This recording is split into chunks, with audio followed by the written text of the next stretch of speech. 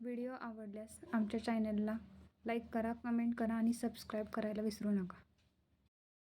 नमस्कार मंडळी, आमच्या किचनमध्ये तुमचं स्वागत आहे. आज आपण उरलेल्या ज्या शिल्लक बाजरीच्या भाकरी असतात त्याचा छानपैकी नाश्ता बनवणार आहोत. रोज रोज तेच खाऊन सगळे कंटाळून जातात, तर आता तुम्ही पण असा नाश्ता जरूर ट्राय करून बघा.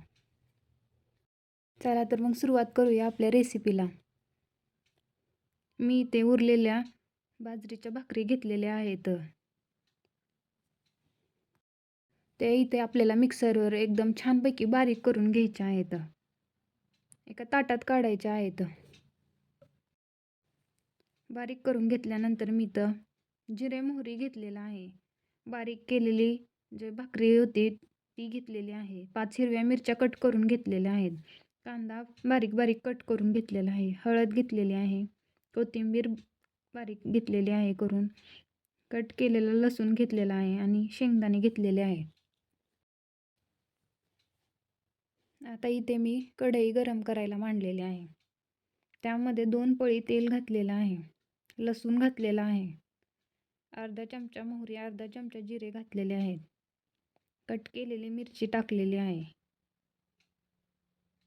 कांदा टाकलेला आहे. तो आपल्याला छानपैकी लालसर होऊस्तर परतून घ्यायचा आहे.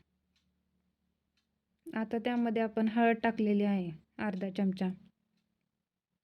बारीक कट केलेली कोथिंबीर टाकलेली आहे. अर्धा चमचा मीठ टाकलेलं आहे. बाजरीच्या भाकरीमध्ये मीठ असतं त्यामुळे अर्धा चमचा मीठ टाकलेलं आहे. आणि जी बारीक केलेली भाकरी होती ती आपल्याला टाकून घ्यायची आहे. शेंगदाणे टाकायचे आहेत आणि छानपैकी परतून घ्यायचं आहे.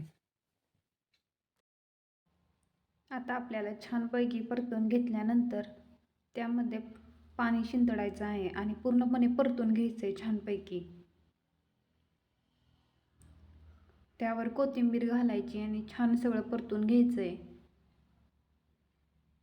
आता त्यावर आपल्याला 10 मिनटं झाकण ठेवायचं आहे. 10 मिनटं झाल्यानंतर आपल्याला झाकण काढायचं आहे. तुम्ही पाहू शकताय किती छान प्रकारे पोह्यासारखे आपल्या भाकरीचा नाश्ता तयार झालेला आहे. जर तुम्हाला व्हिडिओमध्ये काही समजलं नसेल तर तुम्ही कमेंट करून सांगू शकताय.